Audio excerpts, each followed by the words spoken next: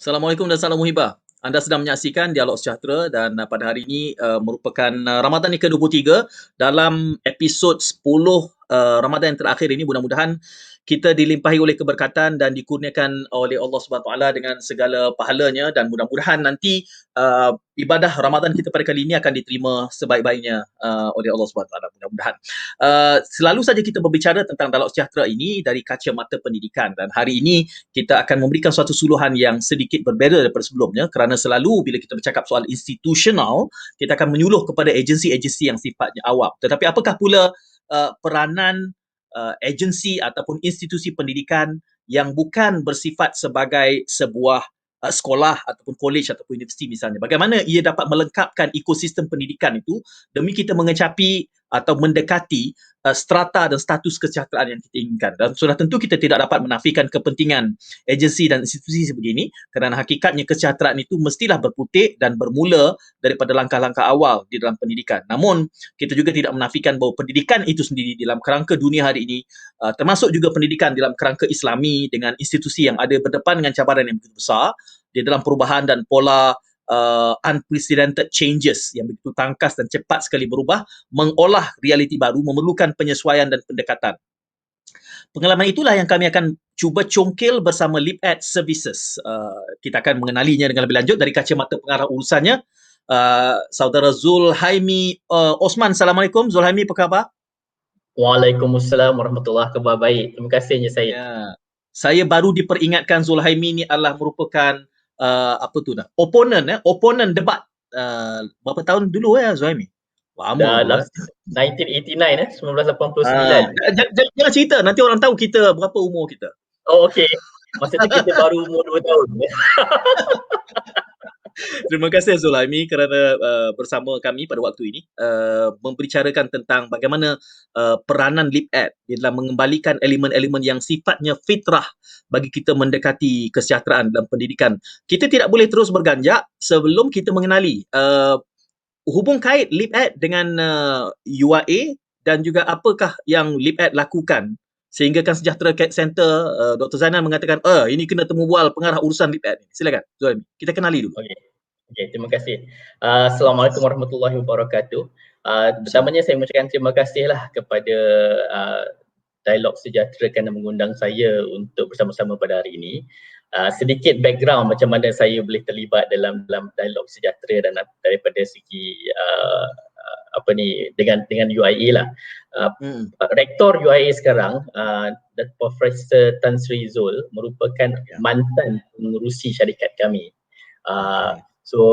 Jadi apabila Profesor Tan Sri masuk ke UIA dan menubuhkan RCE, peringkat daerah combat sector, dia telah mengundang kami menjadi sebahagian daripada members of RCE, memandangkan kerja-kerja yang kami lakukan di peringkat pendidikan, yang mana memang pada waktu itu Tan Sri Zul merupakan seorang orang kata he is the championest of the champion lah for this because I remember to quote him, he said that he sees a lot of people was trying to do with education, but he sees that what we are trying to do dengan kita punya program dinamakan program Sekolah Amanah is a way to go forward in terms of transformasi pendidikan. So itu serba sedikit bagaimana penglibatan kami dengan RCE. Dan alhamdulillah melalui apa yang kami temui, berjumpa dengan all people with like-minded trying to do something about the community, which is something that we are very fond of, sebab kita semuanya untuk membangunkan komuniti dan masyarakat Malaysia yang lebih berdaya maju di masa akan datang kan. So it's nice to be part of the bigger team. Sebelum kita menjurus spesifik kepada sekolah amanah yang disebutkan itu, apa program lain dan kerjasama lain yang dilakukan oleh LibEd di luar kerangka UIA? Okey, kita sebenarnya bermula dengan sejarah penubuhan syarikat kami bermula pada tahun 2009 lagi, apabila pengasas kami iaitu Khazanah Nasional berbincang dengan Kementerian Pendidikan Malaysia bagaimana mengadakan satu kerjasama pihak swasta dengan pihak awam untuk membangunkan pendidikan kita. Sebab orang masa tu orang selalu always complain pasal there's a lot of issues dengan kita punya pendidikan, the quality of kita punya pendidikan is declining. But rather than criticizing, it's better to come up with an answer. So melalui perbincangan itu, maka tertubuhlah program yang dinamakan program Sekolah Amanah, yang mana pihak Khazanah yang mewakili pihak swasta dan pihak kementerian menandatangani satu perjanjian kerjasama yang dinamakan perjanjian kerjasama awam swasta, atau dalam kita panggil UMA. Dan melalui program itu kita namakan, maka keluarlah program Sekolah Amanah. Dan melalui Sekolah Amanah ini juga pihak Khazanah menubuhkan dua entiti, satu Yayasan AMEI sebagai tuan punya program ini dan LibEd sebagai operator kepada program tersebut. So LibEd daripada tahun 2000, permulaan 2010 sehingga 2017, majoriti daripada kami punya aktiviti lebih menjurus kepada pengoperasian Sekolah Amanah. Cuma daripada tahun 2017 kita berkembang sikitlah melihat transformasi pendidikan ni dalam pelbagai cara dan pelbagai approach. Itu sedikitlah. Ya, kalau saya memetik sebahagian daripada inti teras huraian yang diberikan oleh Zulhaimi tadi, ada disebutkan soal our education is declining, dan tentulah apabila LibEd masuk ingin fill in the gap, ya, dapatan awal soal gap itu, where we are now and where we are supposed to be. Apa yang kita boleh kongsikan gap itu? Kerana kita bercakap soal pendidikan harus dikembalikan kepada elemen-elemen fitrah. Jadi kita kena punya keupayaan untuk menganalisa jurang itu. Apa yang kehilangan sebenarnya dari kacamata LibEd? Okey. Pada masa ni, kalau ini soalan ni saya kena fikir sedikit. Sebab bagaimana sungguh dalam soalan tu. Well, kalau kita bagi sedikit lah, banyak sebelum ni orang-orang criticize graduan-graduan kita keluar. Kita setiap tahun kita melahirkan pelajar-pelajar 9A, 10A, 11A, hatta hingga ke 18A. Tapi daripada segi industri masih lagi banyak suara-suara yang mengatakan kenapa bila kita interview graduan-graduan kita, makin lama kualiti kebolehan mereka untuk bekerja, kebolehan mereka untuk berdaya saing semakin lama semakin turun. So daripada konteks pendidikan tu sendiri, saya rasa kita pun dalam family kita pun sekarang ni, kita dah come to a point, ada satu ketika masyarakat kita menyamakan pendidikan dengan akademik. Kalau maksudnya kalau you punya A banyak, maka you lebih terdidik. Tapi sebenarnya kalau kita lihat konteks pendidikan ni, kalau kita katalah pendidikan fitrah kesejahteraan, pendidikan ni lebih kepada bagaimana you nak membentuk manusia tu yang lebih holistik, dan tak semestinya pada satu dimensi saja. So apa yang pihak LibEd cuba buat adalah bekerjasama dengan kementerian, kerana kementerian kita ada 10,000 sekolah. Boleh katakan 70 ke 80% anak-anak Malaysia bersekolah di sekolah public schools. Kan? So kalau something is not being done dengan kita punya public education system, bermakna 80% of kita punya population in future tidak akan mempunyai daya saing. Dan that's the whole idea. So jadi pihak kami bekerja sama dengan pihak kementerian untuk menyokong sekolah dalam melakukan transformasi pembelajaran dan pengajaran dalam sekolah tersebut. That was the key issues. Because kita kata untuk melahirkan anak yang holistic, kids as a student center, dia punya ecosystem surrounding it must be influenced to align. Kan? So jadi anak dia punya influencer terdekat di sekolah adalah guru-guru. Jadi kalau guru-guru diberi pendidikan, sokongan dan latihan yang secukupnya dan tahu bagaimana untuk mendidik, bukan mengajar, mendidik anak-anak, supaya anak-anak ni tahu dia ada harga diri, tahu apa kelebihan dia dan boleh menggunakan kelebihan dia untuk berdaya saing pada masa akan datang. Because all of us have different DNAs and all of us ada kepakaran dan kelebihan yang berbeza-beza. Dan kan, so jadi guru yang baik dia boleh memaksimumkan potensi pelajar, setiap individu pelajar tersebut. So jadi bila kita bekerjasama dengan sekolah, memberi support kepada sekolah, mencerap, bekerjasama, merancang dan melaksanakan pembelajaran yang berpusatkan murid supaya anak-anak ini melihat pembelajaran mereka beyond SPM, beyond PT3, beyond UPSR. And talk about UPSR, I am so glad that after so long that pendidikan kita pergi ke arah yang lebih berani dan yang itu masukkan UPSR. Masih terapkan banyakkan pendidikan pada peringkat awal. So I think this is where yang kita cuba juarakan lah, or champion the cause. Didiklah anak kita, bukan paksa anak kita suruh baca buku dan dapatkan good grades. Menariknya kerana ini bukan kali pertama kita mendengar idea-idea sebegini boleh dilaksanakan. Tetapi selalu saja di dalam kerangka pendidikan kita bercakap soal 450,000 guru, kita bercakap soal 4.5 juta pelajar dan 10,000 buah sekolah. Beruntunglah mereka yang berada di sekolah amanah kerana dia menjadi tikus makmal yang kemudian mendapat berkat daripada usaha seperti LibEd, UIA dan seumpamanya untuk mengeksperimenkan pendekatan yang transformational ini.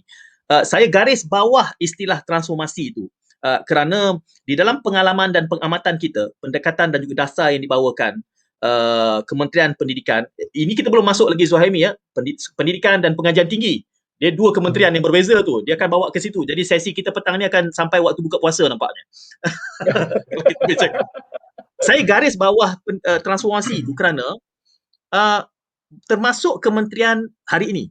Saya terlupa tarikh luput PPPM-nya itu, transformasi sekolah itu, dan menggunakan istilah yang sama, transformasi. So istilah mentransformasi pendidikan itu sudah menjadi suatu yang tidak lagi langka, tidak lagi special.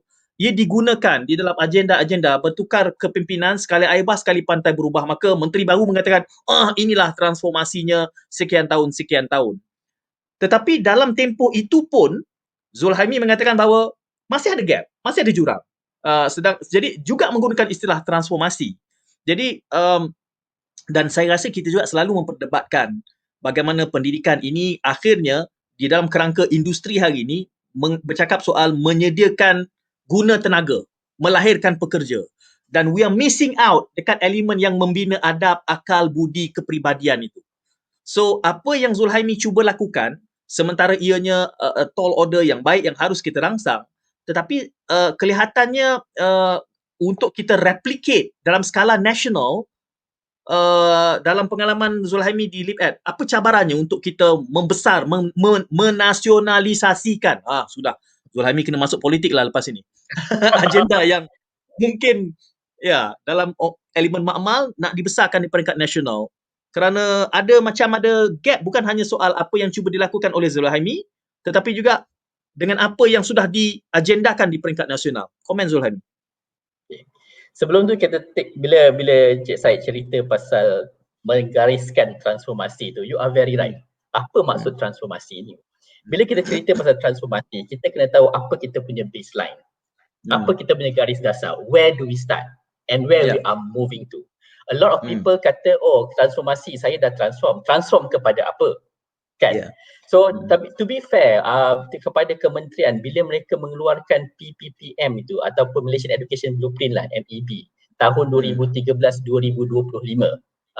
dia telah melaraskan plan yang bagus untuk melahirkan pelajar-pelajar yang berdaya saing, yang mempunyai 6 aspirasi, termasuklah kebolehan komunikasi, berfikiran kritikal dan sebagainya, yang mana itu merupakan asas kepada kualiti pelajar atau kualiti citizen of the future. Itu transformasi dia. So bila kita transformasi sekolah, pada kami, sekolah yang telah ditransformasikan boleh terus menerus melahirkan pelajar-pelajar yang mempunyai sifat-sifat yang begini. Itu secara dasar pada bila kita cerita pasal transformasi. Dan bila kita cerita pasal transformasi, bila orang kata transformasi 3 tahun, transformasi 4 tahun, sebenarnya transformasi 3 tahun, 4 tahun ada satu isu. Isunya lah, people can transform, macam Cik Syed kata tadi, sekali air bah, sekali pantai berubah. Education transformation is not an overnight journey. Even Finland yang kita touted to have the best education pun mengambil masa 30 ke 40 tahun untuk mencapai di mana mereka sekarang. To be honest, we are only 10 years. So cabaran kami sebenarnya pada permulaan ialah bagaimana nak mengubah minda orang tentang apakah itu pendidikan dan apakah itu transformasi pendidikan dan apakah definisi pelajar atau citizen yang baik. You rightly said, banyak orang sekarang budak yang pandai, tapi kita juga banyak budak yang pandai yang tidak beradab. Dan kita juga ada banyak murid yang tidak pandai, tapi mereka beradab, mereka boleh berkolaborasi, and you'll be surprised, majority of these people, they become the CEOs, they become the leaders of their community because diorang ada that capability. So the thing is, bila kita menilai, bila kita nak melahirkan pelajar-pelajar ataupun masyarakat Malaysia yang lebih berdaya saing dan juga mempunyai nilai-nilai yang murni, which is why kenapa I rasa this concept of sejahtera is absolutely fantastic, ialah kita melihat pendidikan, kita membangunkan masyarakat kita atau membangunkan warga negara kita secara holistik. And in fact, tak kisahlah kalau pandai, macam saya teringat lagi saya bercakap dengan salah seorang daripada speaker di Finland di salah satu conference. Dia kata dekat Finland, mereka bila kat sekolah, mereka tak peduli pelajar-pelajar yang pandai. Mereka lebih risau pelajar-pelajar yang kurang pandai. Sebab pada mereka, pelajar yang pandai, mereka dah ada that gift, they will fly. But pelajar kurang pandai yang perlu diberi perhatian, yang perlu dididik. Sedangkan kalau kita lihat pada satu ketika lah, ini saya cakap secara terbuka, so mungkin agak kontroversi sikit. Ada sekolah-sekolah yang menggambarkan dia masuk sekolah, dia concentrate budak yang pandai saja sebab nak kejar KPI, nak kejar sekolah kluster kerja melayan dan sebagainya. So dalam meletakkan KPI tu, dari manakah kita punya tanggungjawab yang sebenarnya, iaitu melahirkan pelajar yang mempunyai yang bersifat holistik, yang develop all round. So itu cabaran kami, perubahan minda. Dan of course lah, after that, lepas minda dah rubah, macam mana nak mengadakan kolaborasi. Sebab pendidikan ni is a collaboration. There is a saying dekat dalam African proverb kan, it takes the whole village to educate a child. Which means everybody has to play peranan. Daripada Menteri Pendidikan, daripada daripada Ketua Pengarah Pendidikan, ke ibu bapa dan even guard sekolah pun kena tahu peranan mereka dalam menyumbang kepada pendidikan anak-anak tu. Itu. Apabila Zuhaimi melihat bahawa pengarah Sejahtera Center masuk ke dalam studio, dia pun mengatakan bahawa agenda sejahtera ni adalah sesuatu yang sangat fantastik, dia kata. Tapi itu bukanlah satu political statement, tapi itu satu realiti, Dr. Zainal. Selamat datang ke rancangan ini. Terima kasih kerana mengikuti. Jadi apabila saya tengok Dr. Zainal hanya memerhati di pinggiran tu, saya kata better kita bawa masuk ini. Dr. Zainal saya sebutkan tadi dan dijawab oleh Zulhaimi soal gap analysis itu, di mana gapnya. Tapi Dr. Zainal juga melihat ini dari kacamata yang lebih luas kerana Sejahtera Center ini episod entah yang kesekian kalinya kita bercakap tentang ini, dan ada di sana sini beberapa idea cetusan oleh Zulhaimi tadi telah pun kita bicarakan.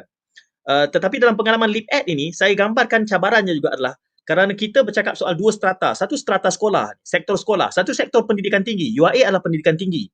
Dan selalu sahaja sektor sekolah ini dianggap sebagai feeder kepada pendidikan tinggi. Jadi bila kita tadi digambarkan bahawa nak transform ke semuanya. Dan kita ada dua kementerian, dua menteri yang keutamaan dan pemikirannya berbeza. Dan saya selalu saja melihat dalam konteks KPM dan KPT ini tuding-menuding. Sekolah tak menyediakan input yang baik, maka dia terkial-kial. Jadi macam mana kita nak bercakap transformasi kalau buy-in tidak berlaku dengan syumul lah. Kita cakap dengan UIA, kita guna istilah itulah kan. Komen dulu lah Dr. Zainal dalam hal ini. Tidak? Saya unmute-kan dulu, Doktor. Doktor kena unmute. Okey, bismillahirrahmanirrahim. Assalamualaikum warahmatullahi wabarakatuh. Terima kasih Tuan Syed, Cik Zul. Terima kasih kerana sudi menjadi tetamu today, hari ini. Saya rasa itu memang soalan cepu emas yang kita selalu ditanyakan, sebab bila kita berbincang dalam konsep dengan kementerian yang lebih besar, mereka akan bercakap kita bila dah masuk di peringkat universiti ini, dia sudah di last lap. Maksudnya dia bagi baton, kalau baton tu dah tak bagus, nak buat macam mana pun susah. Maksudnya dah daripada asalnya, daripada rebungnya, maknanya kita pun sudah bincang dalam salah satu episod Tuan Syed yang pendidikan sejahtera biar dari rebungnya, di masa kita bincang pasal sekolah Tok Nasib. Jadi pada saya memang kita sudah sampai peringkat merumuskan bahawa ketika mana kita berusaha pelbagai inisiatif, di peringkat universiti, kita juga mesti menumpukan apa yang kita boleh buat di peringkat feeder. Ya, dan sebab itu kita merasakan bahawa banyak program-program kita yang sudah kita panjangkan ke peringkat sekolah rendah dan juga sekolah menengah. Ya, ini termasuklah di waktu kita ke LIPIS, dan saya rasa perkenalan dengan LIPAD yang lebih rapat ini adalah ketika program kita di Perlis. Apa program di Perlis itu adalah program di 3 sekolah, 2 daripadanya trust school, satu bukan lagi, tak silap saya Cik Zul, ya. Ketika itu, apa yang kita boleh lakukan, the bridging itu adalah pelajar yang kita bawa, pelajar universiti yang kita bawa untuk mendidik anak-anak di sekolah rendah. Jadi paling tidak kita dapat sedikit sebanyaklah bina jabatan tersebut. Walaupun mungkin dari satu segi sudah terlambat, saya. Maksudnya pelajar universiti itu dia tak berapa nampak dah. Sebab tu pengalaman mereka bila dia turun melihat keluarga pelajar-pelajar ini, mereka mengatakan pengalaman yang sangat-sangat berharga. Ya, ada mereka daripada pelajar ini yang mungkin datang daripada keluarga yang selesa, tetapi satu malam saja mereka berduduk bersama pelajar-pelajar ini, terus dia merasakan insaf yang sangat mendalam kerana apa yang mereka lihat ketika mereka lalui. Jadi dari segi kurikulum memang kita setuju agak terlambat kalau kita nak betulkan beberapa aspek di peringkat universiti, tetapi dari segi sasiah, apa yang kita boleh lakukan adalah campakkan mereka ini bercampur di peringkat realiti di komuniti. Jadi itu saya rasa pandangan pertama saya lah untuk bagaimana kita nak cuba terbaik menghubungkan isu yang terputus ini. Okey, Dr. Zainal ada menyebutkan tadi, mungkin saya akan rujuk kepada Cik Zulhaimi selepas ini. Tapi sebelum saya beralih kepada Cik Zulhaimi tadi, pengalaman yang digambar oleh Dr. Zainal tadi, pengalaman yang menginsafkan, melihat realiti baru ini. Apa sebenarnya berlaku sehingga menimbulkan cetusan keinsafan ini? Sebab bagi saya, elemen pendidikan yang sebenar adalah apabila terbitnya keinsafan ini. Kerana kalau tidak, pendidikan itu hanya berlegar di sekedar intellectual exercise yang tidak menyentuh. Jadi apa yang telah dilakukan di situ, di Perlis itu? Kalau boleh dikongsikan sikit sebelum ada soalan susulan saya kepada Cik Zul. Okey, alright. Apa yang berlaku adalah pelajar ni kita bawa, dia buat asasnya akan buat motivasi program dan dia akan buat profiling kepada family angkat dia lah, ya. Tapi ketika di family angkat itu waktu malam, ya, mereka tinggal bermalam di situ, ya. Lepas tu ada seorang adik ni, dia tanyalah abang angkat dia kata, abang hari ni abang makan kat rumah tak? Kami makan besar, ya, makan seronok hari ni, ya. Jadi saya pun terasa bila bercerita dia. Jadi bila si abang ni, pelajar UIA ni, bila dia pergi, so dia ingat ini makan besar macam bayangan biasalah dengan Kentucky ke apa dan sebagainya, ya. Tetapi bila dia sampai, Tuan Syed, Cik Zul, ya, apa yang ditengok hanyalah air Milo, nasi goreng dan nasi putih kosong. Nasi ayam seketul dan nasi putih kosong dan air Milo. Jadi itu special dah. Itu sangat special pada dia. Sampai peringkat kata, abang, mak masak sedap malam ni. Jadi si pelajar UIA dia merasakan Allahu Akbar. Ini benda yang sangat besar pada dia. Jadi dan ini juga kita merasakan bahawa pelajar itu dia balik terus, dia tak mau komen apa dah. Pengalaman pelajar di universiti dah tak akan komplain pasal masalah sebab dia melalui sendiri, dan itu pengajaran yang sangat besar. Dan keduanya, satu, dia merasakan bahawa bagaimana anak-anak itu, yang family itu, apabila dapat abang-abang belajar di UIA singgah tidur di rumah dia, itu pun dia kata satu motivasi yang sangat mendalam. Sebab dia merasakan diri dia nak, jadi tak perlulah ceramah motivasi 2-3 jam. Tapi cukup kehadiran si abang ini belajar di Universiti Islam Antarabangsa, sekadar berada dengan dia saja, dia merasakan bahawa oh, ini cita-cita aku nak jadi begini juga. Jadi itu yang membuatkan pelajar tersebut sepanjang perjalanan dalam bas tu menceritakan benda yang sama, bagaimana pengalaman masing-masing dengan keluarga masing-masing. Sinopsis perkongsian Dr. Zainal ini saya nak bawa kepada perhatian Zulhaimi, supaya Zulhaimi boleh menceritakan dari kerangka LIPAD, ya. Ada satu yang saya rasa Dr. Zainal sebutkan, 3 sekolah, yang satu adalah sekolah trust, sekolah amanah, dan 2 lagi belum. Ia memberikan gambaran bahawa pendekatan yang cuba dibawakan oleh LIPAD ini sebenarnya tidak luas, dalam erti kata ianya fleksibel untuk kita guna pakai di dalam kerangka institusi yang sudah diamanahkan.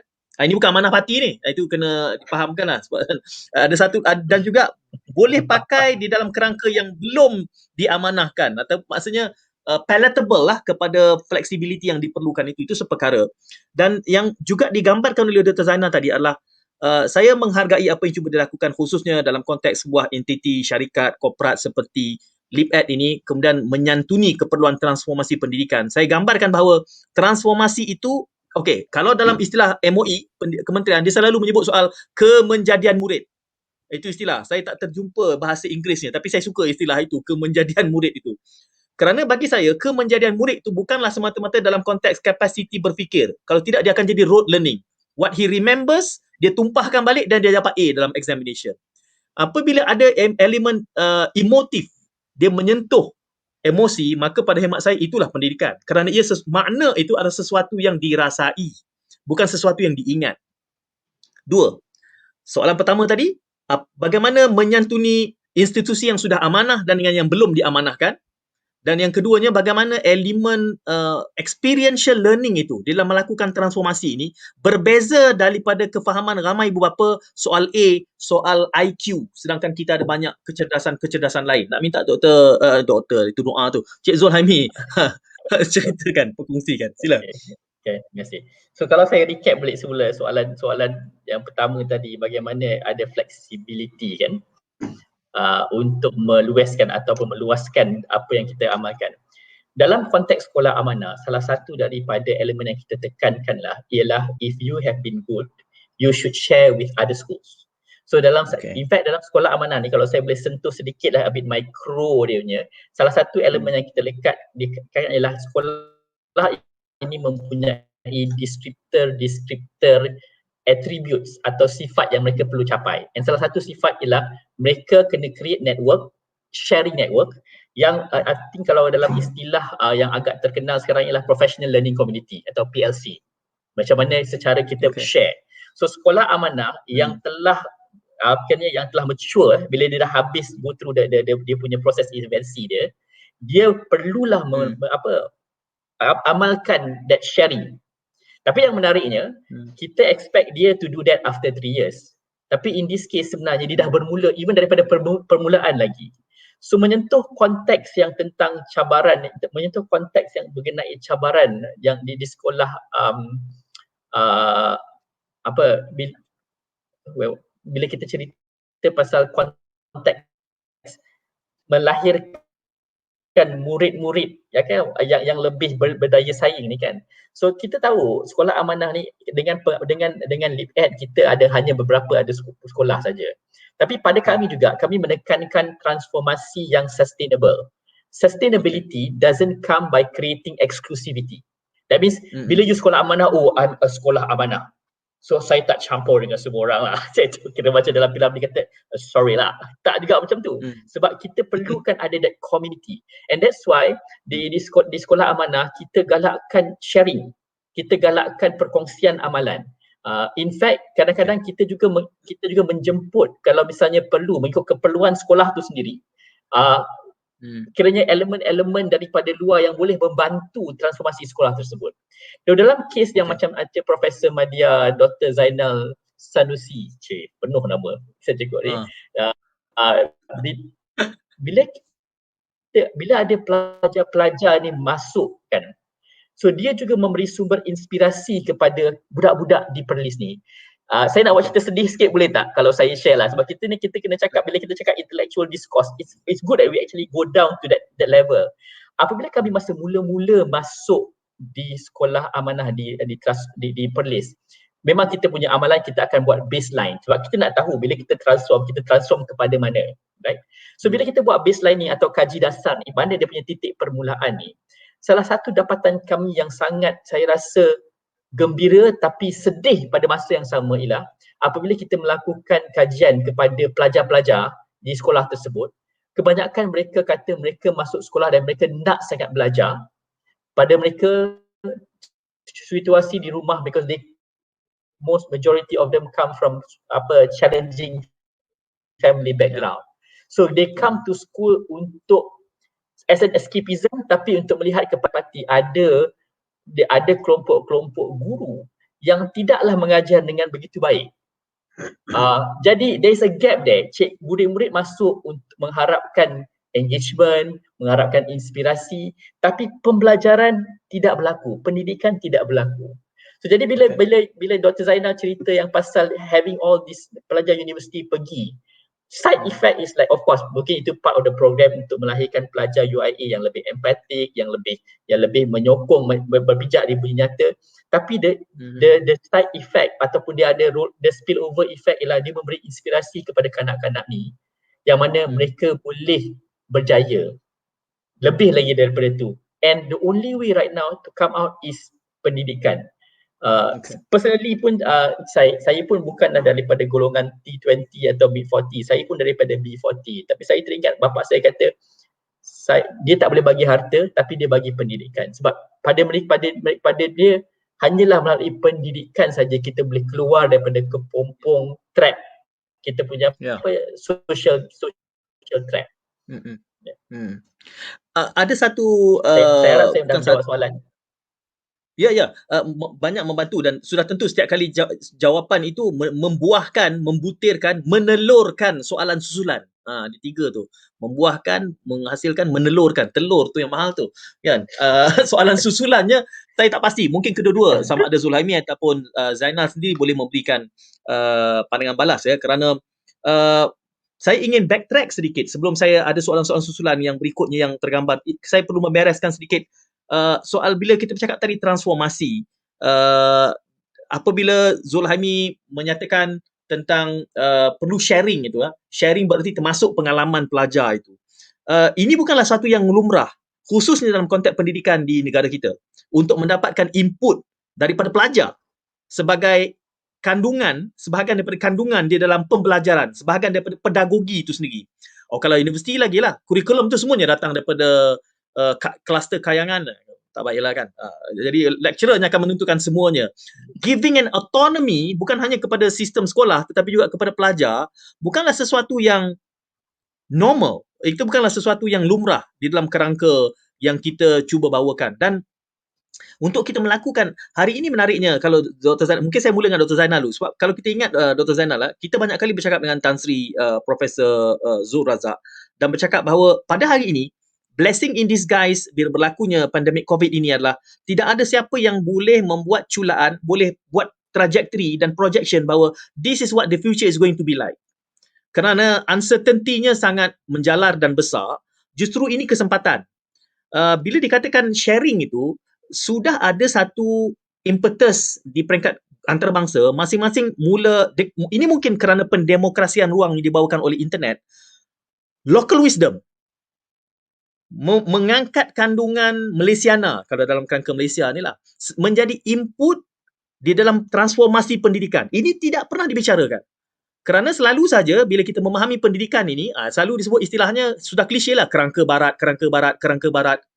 At what point and how do we go about in acknowledging the importance of local wisdom? Bila kita bercakap soal transformasi pendidikan ni, sewaktu mana pendidikan kita hari ini masih dibebani oleh kurikulum yang sebegitu rupanya, tidak meraihkan, saya bayangkan tadi kan, macam di Perlis, 3 sekolah itu, input daripada pelajar. Pertamanya kalau tak ada autonomi, itu menjadi cabaran besar. Yang keduanya, di mana input local wisdom itu, local content, agar pelajar di Perlis itu dapat meraihkan ini keperlesannya. How do we go about in doing that di dalam kerigidan yang ada sistem pendidikan kita? Zainal dah tengok ke atas. Dr. Zainal. Mute, Doktor. Doktor tolong unmute. Saya ingat tadi saya boleh jawab dengan mengungkap perbincangan kita, Cik Zul, dengan IPG lipids ya. Kalau tuan saya ingat, Cikgu Dr. Amin ya. Ketika itu perbincangan dia kita nak mengangkat pedagogi peribumi. Ya, dan jadi sekarang ini kerjasama kita RCE dan IPG dan LeadEd pun sudah masuk sebab kita merasakan bahawa pedagogi peribumi ini sesuatu yang perlu diketengahkan, tetapi selama ini perjuangannya hanyalah antara guru dengan murid. Maksudnya sekarang ni yang masih lompong, yang masih kurangnya adalah the whole ecosystem. Saya saya kekuatan yang menarik pada saya pada LeadEd ni, mungkin dia tak boleh cakap lah bagi pihak dia tak boleh masuk bakul kan. Tapi pada saya selama ini kita serahkan kerja memperbaiki performance di sekolah ni pada guru, tetapi ekosistem itu memerlukan bantuan. Jadi saya nampak sumbangan besar yang dilakukan oleh LeadEd ini adalah bagaimana dia membantu organisasi sekolah tersebut. Ekosistem, the whole ekosistem tu yang perlu diadakan. ya. Jadi sebab saya teringat ya, bila sekolah ini sekolah biasa tetapi kita jadikan dia sekolah amanah, tetapi of course lah ada bantuan kewangan. Tapi saya teringat sangat sampai sekarang bila zaman Tan Sri Madinah sebelum ini ya, bila dilaporkan sekolah-sekolah cemerlang ya, yang SPP semua tu, so bila ada mesyuarat dilaporkan sekolah ini performanya begini-begini. Apa jawapan Tan Sri Madinah? Dia kata saya memang expect itu daripada sekolah tersebut. Jadi sepatutnya itu memang tidak perlu, itu by default. Yang saya nak dengar adalah bagaimana sekolah-sekolah biasa ini, sistem dia itu diperkukuhkan dan menghasilkan kecemerlangan. Jadi maaflah saya divert sikit, tapi saya teringat bagaimana kekuatan LIPAD yang perlu di-highlight di sini adalah itu kekuatan dia, tapi poin yang nak diketengahkan bahawa kita tak boleh serahkan terus kepada sekolah sebab terlalu banyak cabaran dan kekangannya. Okey, ini membawa kepada soalan kepada Encik Zulhaimi apabila digambarkan bahawa perlunya ada penyesuaian ya. Saya yakin di dalam pengalaman LIPAD berapa ratus sekolah, saya lihat ada sekitar 400 kalau tak salah saya. Kita ada dalam program sekolah amanah ada dalam 94 sekolah. 90. Tapi program yang dalam program sekolah yang kami support ada dalam 164 sekolah. Okey, soalan saya adalah di dalam penyesuaian ini tentulah ada learning curve. Kita bercakap soal experiential learning kerana di awal tadi pun Cik Zulhaimi mengatakan bahawa it's always about trial and error untuk mencari elemen-elemen yang, soalan saya dalam pengalaman Cik Zulhaimi tentulah panjang, tetapi perkara-perkara besar yang menggambarkan what works and what doesn't work. Apa yang sebenarnya kita boleh buat dengan keragaman yang ada. Ini kita bercakap soal Perlis ni, kita belum cakap soal bangsa. Dia sebut soal bangsa bubble ni. Apakah anekdot-anekdot besar tentang what works and what doesn't work dalam usaha mentransformasikan dalam kerangka LIPAD? Silakan. Terima kasih. Actually kan, apa yang Tuan Syed tanya tadi sebenarnya tak ada sedikit dalam jawapan Dr. Zainal tadi. So saya keluarkan sikit lah. But anyway, thank you very much Dr. sebab memberi pujian yang tinggi kepada LIPAD. Alhamdulillah, terima kasih. Tapi rasa macam segan pun ada juga. But coming back to the question yang what works. Pengalaman kami bermula macam mana nak melakukan transformasi sekolah. Pada permulaannya kita pun sebenarnya banyak trial and error. Okay. Tapi satu yang kita always remember is sometimes kita ni bila kita nak transformasi kan, kita selalu ingat kita kena adakan certain acuan. You must follow this acuan. Kalau kita tengok cerita-cerita Melayu yang selalu membuat konflik adalah bila mak bapak dia suruh ambil syarikat lah atau kahwin dengan orang ni lah. But then again, sebenarnya pembelajaran kami 10 tahun menjalankan program ni adalah you empower the party that you want to transform first to decide what he or she wants to be. So I think dalam kerangka kami yang kami start, even pengalaman kami dulu masa mula-mula menjalankan trust school program, ini kita the first 3 years is very interesting for us. Banyak trial and error. In fact, kami bersyukur sekolah yang mula-mula terbanyak melalui kejap macam ni, kejap macam tu. So Alhamdulillah, we have a very good school leaders yang memang very resilient. But apa yang kami belajar ialah bila kita try to say that, okay, you must be like this. Okay. When the DNA of the school is not like that. Contohnya, macam Dr. Zainal kata tadilah, you cannot expect, katalah sekolah SK Seberang Ramai di Perlis mempunyai 6A sama dengan budak SK macam kata SK Bandaraya, SK Bukit Bandaraya yang mana golongan-golongan je elit. Tapi bila kita letak KPI, everybody mesti dapat certain level of CGP atau GPAs atau A's, maka you already cripple this. Tapi sedangkan sebagai masyarakat, kita mempunyai pelbagai multiple intelligence dan multiple users, kan? Mungkin budak-budak bangsa mungkin pandai daripada segi akademik, tapi mungkin mereka tak pandai menangkap ikan. Macam budak-budak Seberang Ramai yang mana parents mereka daripada nelayan dan sebagainya, which is also important for the ecosystem of the country.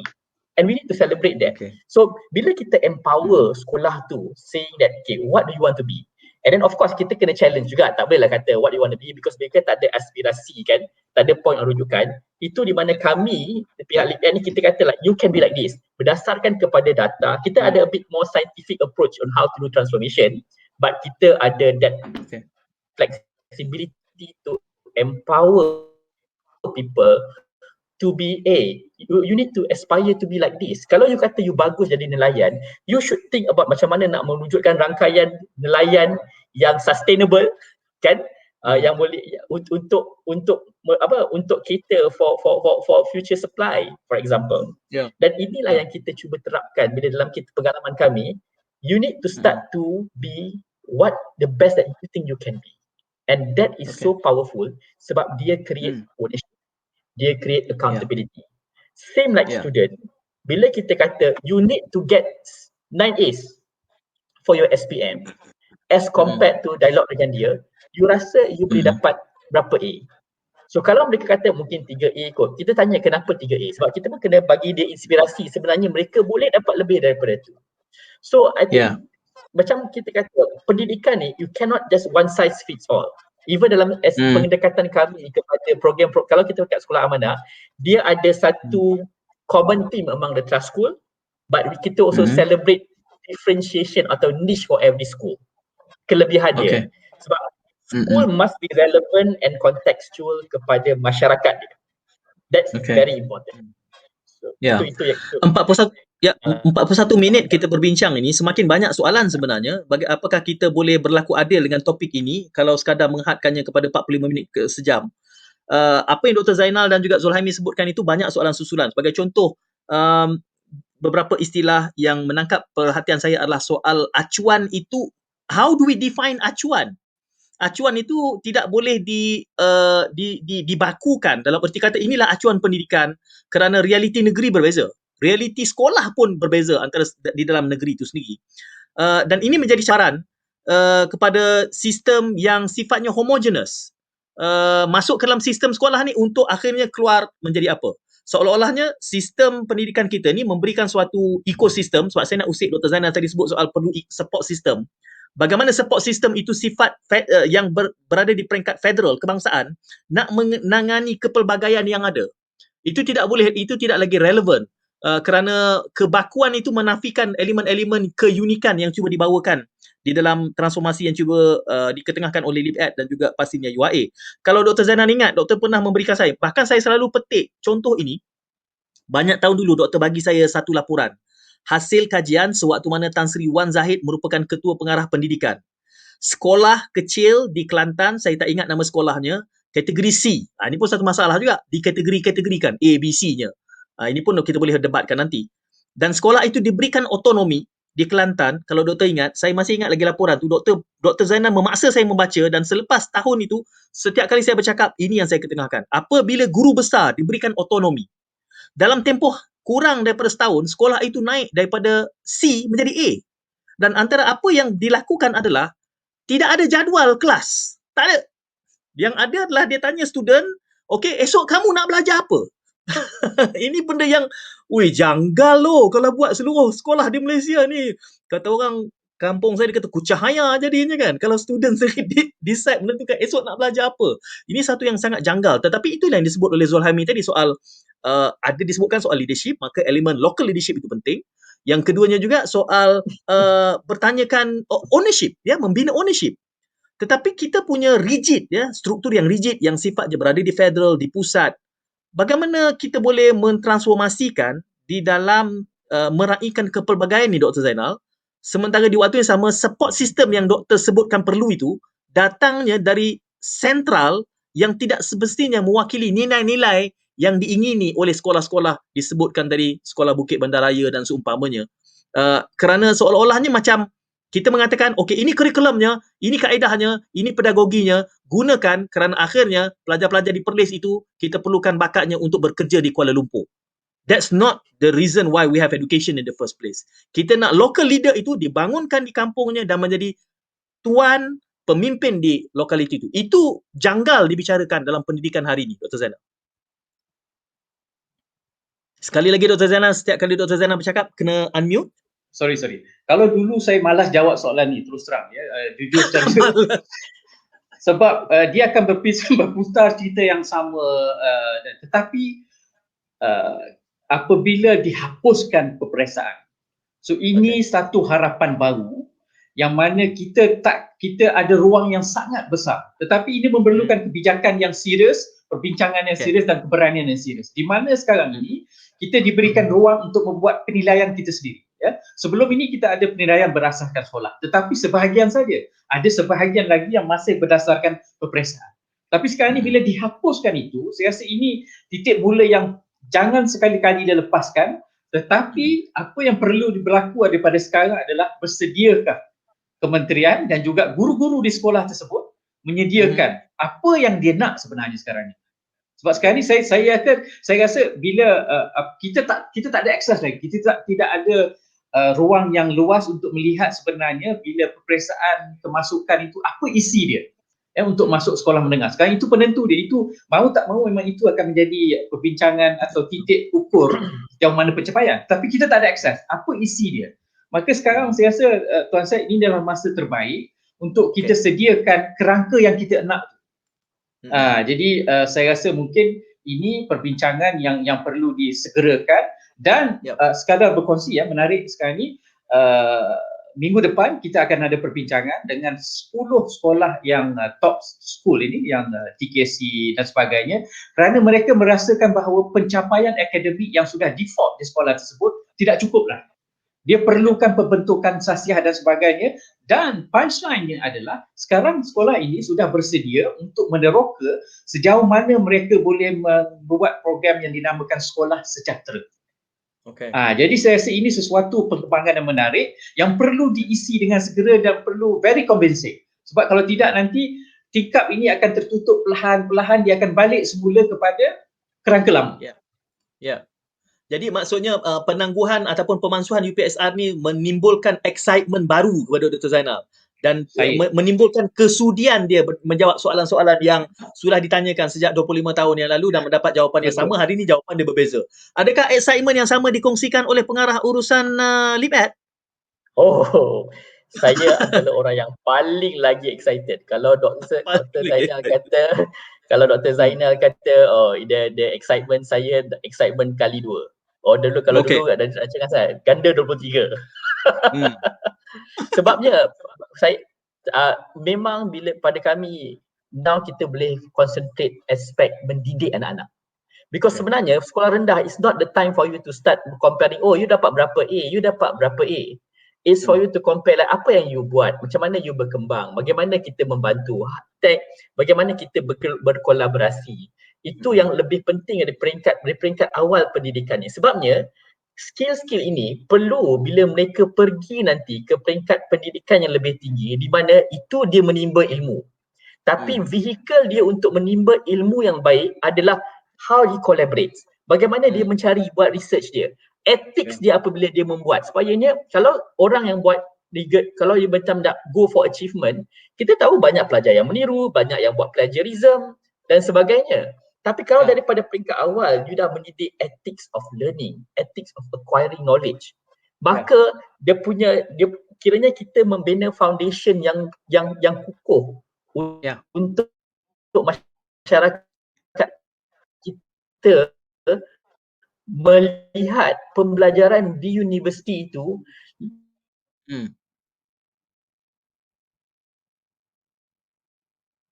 Saudara Zulhaimi dia tersangkut. Kita bagi sedikit masa, Zulhaimi tersangkut di situ. Okey. Zulhaimi tadi tersangkut sedikit. Ya, silakan. Tersangkut-sangkut. Oh, sayang sekali. Tengah semangat tu. Tersangkut Zulhaimi. Okey, sudah kembali. Ya, silakan. Tersangkut-sangkut tadi. Silakan, Zulhaimi. Kembali tersangkut. Dia semakin mendekati waktu berbuka puasa ni agaknya, 5.49. Kat mana saya tangkut tadi? Tangan dekat situ sangkut. Okey, saya kena repeat balik lah. Saya kena repeat balik. So ceritakan. Kita cerita menyediakan pelajar yang bila mereka masuk di peringkat yang lebih tinggi, mereka dah ada all the right ingredients. Kiranya the right engine Wah, tersangkut lagi. Semakin ini antara cabaran pendidikan lah, kerana jalur lebar kita sempit. Ah. Okey, Cik Zulhaimi, kita cuba sekali lagi. Sila. Sangkut juga.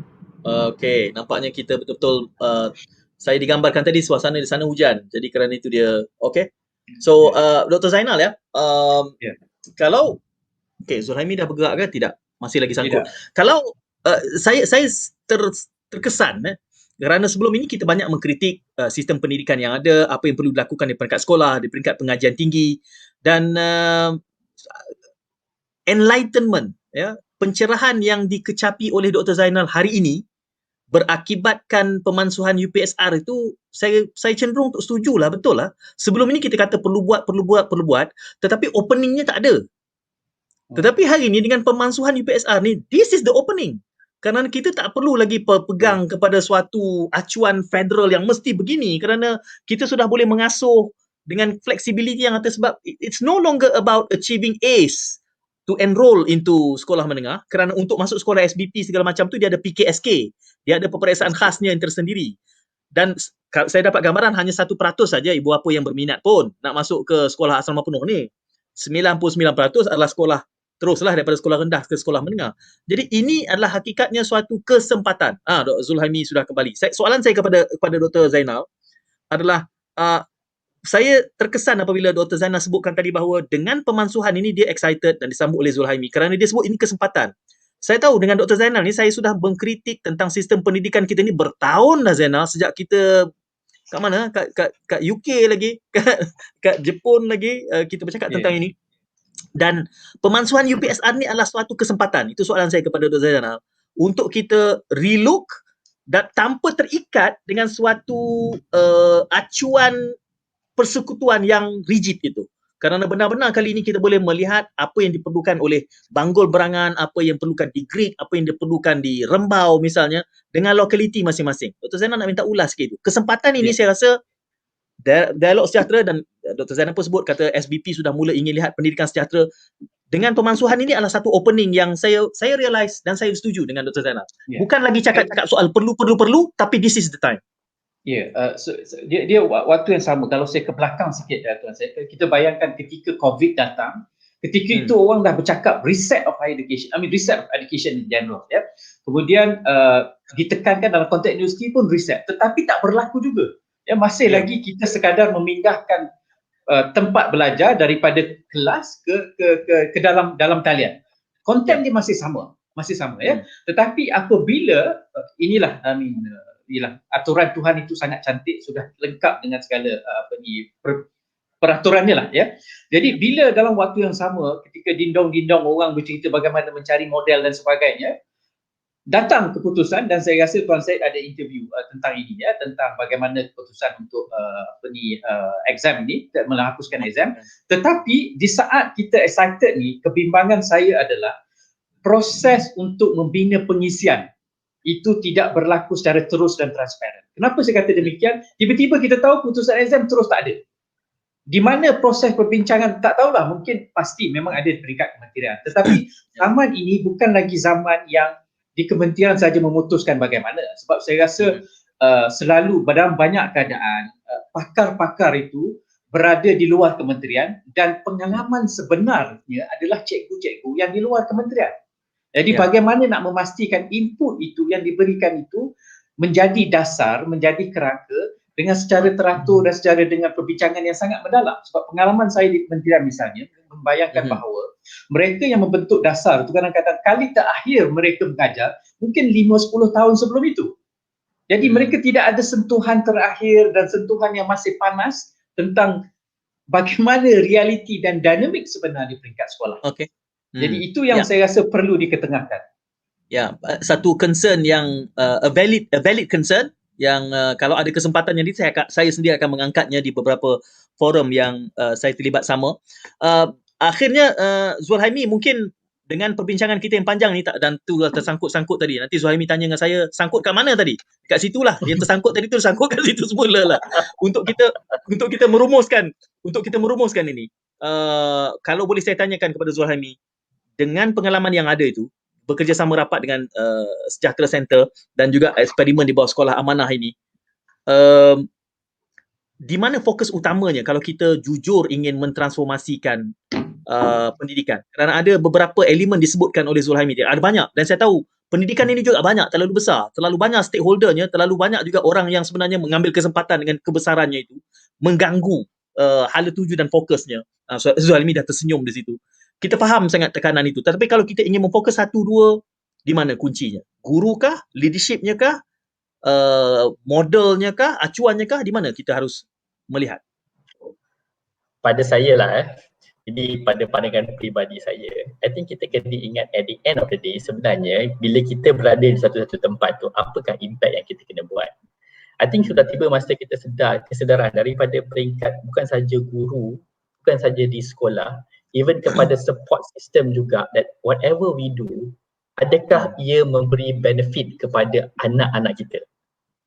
Go back to basic. What you do, is it going to be beneficial to the kids? Kadang-kadang kita get caught kan dengan polisi lah, dengan prosedur lah, dengan proses lah. Tapi adakah kalau misalnya polisi, prosedur dan proses itu mungkin work in the past tapi tak relevan lagi ni, dah tiba untuk diubah, I think kita kena take that bold action.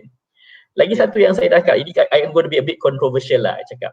I think mereka-mereka yang berada di tempat-tempat yang kritikal, sama ada sama ada dalam institusi pendidikan tinggi ke ataupun dalam kementerian sendiri ke, I think kita kena ingat bahawa sometimes we just need to bekerjasama and embrace other people's capability and work together rather than compete. Sebab salah satu daripada cabaran kami pada permulaan sekolah amanah ialah ada competition even within certain factions, even dalam kementerian itu sendiri, walaupun ini adalah program kementerian, but there are also internal competition. And also there is also this stigma, ini DepEd, ini bukan program kementerian. Whereas kita datang, memang kita betul-betul nak memertabatkan pendidikan kita. Sebabnya kalau kita lihat pun daripada konteks ni, ini saya cakap sikit lah, for corporate, they want to have a skin in the game because these are their future supplies. And kalau kita mereka bekerjasama, mereka berlaburkan wang untuk bersama-sama dalam program sekolah amanah ni, for example. Tapi orang yang menjalankan tu perlu kena belajar that you don't have to be getting help does not mean that you are weak. Getting help means that you are looking for ways to improve. Sebab kadang-kadang orang ingat bila kita nak bantu, are you saying that I'm not good enough? It's not. I think the world has changed so much that kita kena berubah. In fact, salah satu daripada minda dalam pendidikan yang sekarang ni saya sangat-sangat risau ialah macam ni. Bila pandemik berlaku, pembelajaran online pun berlaku. Orang semua mengatakan digital divide. Tapi berapakah ramai yang kita sedar, adakah cikgu-cikgu kita bersedia dalam mengajar anak-anak kita dalam online? Mereka ada skill kah? Itu satu. Yang kedua, berapa ramai kita sedar bila kita bagi komputer kepada anak-anak kita, akses kepada online, diorang tahu ke macam mana nak mengemudikan dalam dunia internet yang banyak cabaran ni? Kan? So contoh, it's like giving a car for somebody to drive when they don't have license. So expect kemahiran ni kita perlu tekankan selain daripada aspek tangible. So tangibles dia akan ada dia punya shelf life lah. In fact kita pun dalam program sekolah amanah kita tekankan kepada building the skills.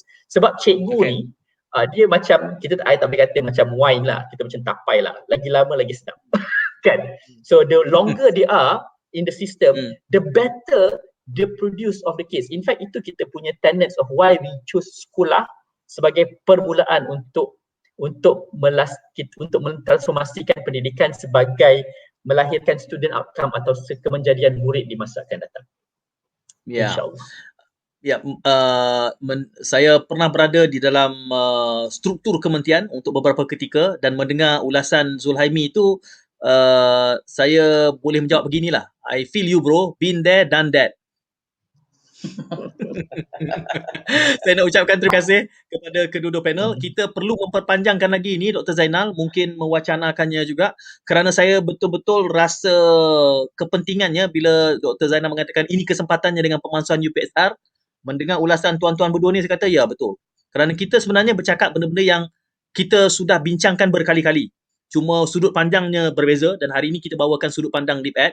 Dan kita terlupa bahawa the time is now bila mana pemansuhan UPSR itu memberikan kita keluasan, flexibility, dan kita harus menggesa ini dilakukan kalau jiwa kita benar-benar ingin melahirkan anak bangsa yang bakatnya diraihkan, bukan bakat yang dikotak-kotakkan dalam kerangka yang tidak diingini oleh mereka.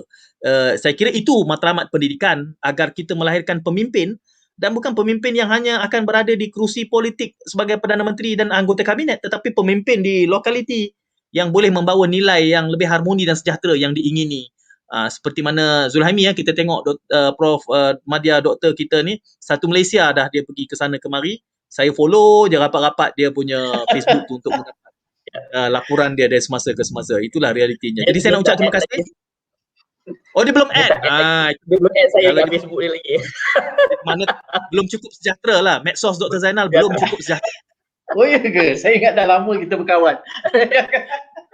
Mana dia masih lagi selektif. Tak, saya mengusik je, betul dah lama dah. Saja kita bersembang-sembang juga, bunyi berat tapi gurau-gurau tu adalah gurau-gurau yang bermanfaat mudah-mudahan. Terima kasih Dr. Zainal, terima kasih Saudara Zulhaimi atas kesempatan pada waktu ini, dan jangan lupa untuk terus mengikuti Dialog Sejahtera. Kepada Dr. Zainal dan juga Zulhaimi, tunggu kita minum teh tarik selepas ini secara dalam talian. Jadi jumpa lagi. Assalamualaikum dan salam hibah.